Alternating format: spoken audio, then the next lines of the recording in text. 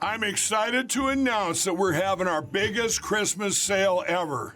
You get our brand new 6-piece My Towels for only $29.98, or rejuvenate your bed with a MyPillow mattress topper as low as $99.99. Or how about MyPillow bed sheets for as low as $24.98? There's something for everyone. Duvets, quilts, down comforters, body pillows, bolster pillows, and so much more. Well, I know MyPillow products make for the perfect Christmas gifts, so I'm going to extend my money-back guarantee until March 1st, 2024. So go to MyPillow.com now or call the number on your screen. Use your promo code to get huge discounts on all MyPillow products. For example, you get our 6-piece towels for only $29.98. Or get your very own MyPillow bed sheets for as low as $24.98. It's our biggest Christmas sale ever. Get all your shopping done now while quantities last. You asked and we listened. We've taken your suggestions and we've made our already amazing Percale bed sheets even better. As a thank you, we're bringing these to you for as low as $24.98 with your promo code. And our new line of Percale bed sheets include everything you loved about our original sheets. Lightweight, durable, breathable, and they sleep cool and crisp. But now, because of you, they're made with 100% long staple cotton and the highest thread count to date. These sheets are softer and more durable than ever before. Plus, they come in all these new colors and styles. And you'll be getting 5-star luxury sheets delivered directly to your front door for as low as $24.98. Not only that, they come with our 10-year warranty and the 60-day money-back guarantee.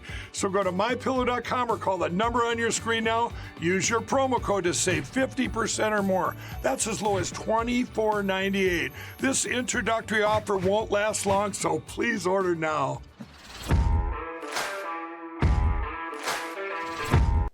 You probably won't believe me when I tell you this, that those aren't the streets of China you're looking at right now. That's actually San Francisco, California. The liberal cesspool gave a very, very warm, inviting welcome to the Chinese Communist Party leader Xi Jinping ahead of the Asia-Pacific Economic Cooperation Summit. And speaking of warm welcomes, President Joe Biden couldn't wait to greet his old friend.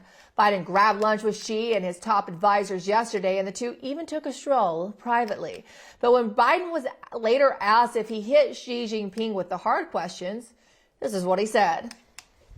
And as I always do, I raised areas where the United States has concerns about the PRC's actions, including detained and exit banned U.S. citizens, human rights, and coercive activities in the South China Sea.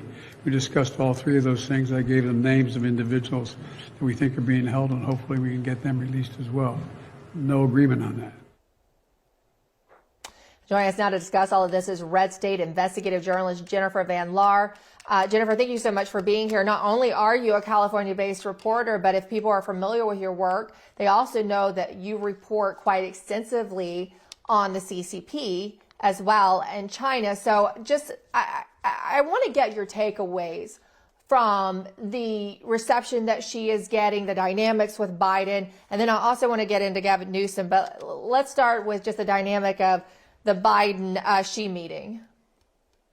Well, obviously, Blinken is the one who was in charge of that meeting for the United States. There were some video clips that came out yesterday where Joe Biden looked just completely out of his element. Looked like he had no idea where he was, and Blinken's looking at him, then looking away like, oh my gosh, I have to deal with this again. But they don't respect Blinken either. So the dynamics in the room, I mean, we can't even get any type of movement on Americans that are held in China. And it's the same day that the House Select Subcommittee on the CCP released its findings on the illegal biolab in California, tying that to the CCP and specifically to a military-civil fusion type of effort, the same type of effort that has led to Peter Kuo, also in San Francisco, selling influence to China and stealing American IP. So all of that not even on the menu to be discussed with CCP. It's crazy. It's crazy. And given, Jennifer, that this is a biolab that was a CCP aligned, connected biolab that's in the state of California, One would also think that Governor Gavin Newsom would make it a point to meet with Xi Jinping, though he was just there in China not long ago, but that following this report, he would meet with him and hold him to the fire, hold his feet to the fire on this. But I expect that's not happening. No, it's not happening. And we also have last week, there was a story with the prostitution ring where the Chinese were targeting high-tech areas, the same high-tech areas that Peter Kuo and his military civil fusion company based in the CCP were targeting. So we have multiple current ongoing examples of their attempts at infiltrating our technology infrastructure and political infrastructure. And yet it's like it's not even happening if you're in San Francisco. Let me ask you, Jen, I'll be honest, I'm not real aware of what's on the agenda. Is there a meeting set between Gavin Newsom and Xi Jinping, either a public or a private one, that you've heard any word of? I haven't heard of any public one. I wouldn't be surprised if there is some kind of a private meeting. I mean, they just saw each other in all over China, basically. So I'm sure they're at least catching up on what's happened since then.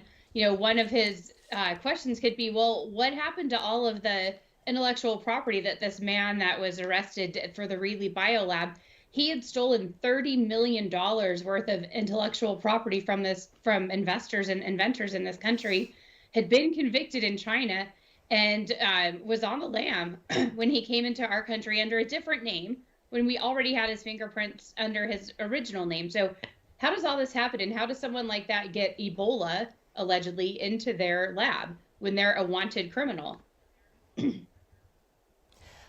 Jen, clearly the governor's attempted to put his best foot forward to receive the Chinese leader. He cleaned up the streets. We played that soundbite of him the other day saying it's true. He didn't even deny it. It's true. So what kind of response is this getting from your fellow Californians? And also, how are they feeling about a potential Gavin Newsom run, seeing this optics of him almost, being received in China as almost like a foreign leader, a foreign head of state. And now with this meeting and I know it's APAC, but it's just so coincidental, right? The timing.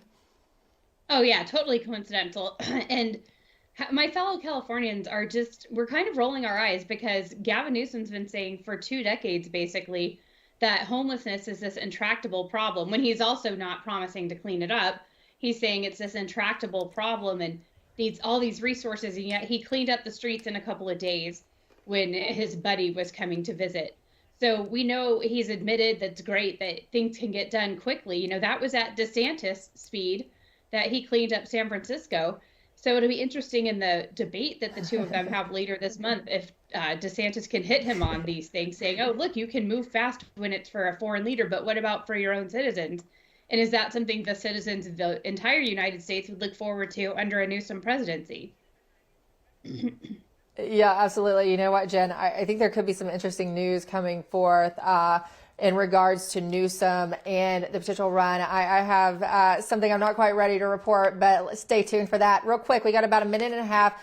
There was breaking news today in regards to that murder of a Jewish man in California. They have made an arrest. Could you just share some of the details with us, what you're learning? Yes, so Louay Al-Naji, he is a Kuwaiti-born professor at a local community college. This happened about 5 miles from my house, sadly. And I've been following this since day one. This man that's being shown now is Omar Jubran. He's a local imam who was at this protest with the defendant and with about 3 or 4 other men, all from this Islamic center in Simi Valley, who are the leaders of both the protests and this mosque. So there's some tie-ins there that I'm working on, investigating all of that with some various locals. And we think that this could be a really, really bad thing that's just been going on right under our nose in a small town in California.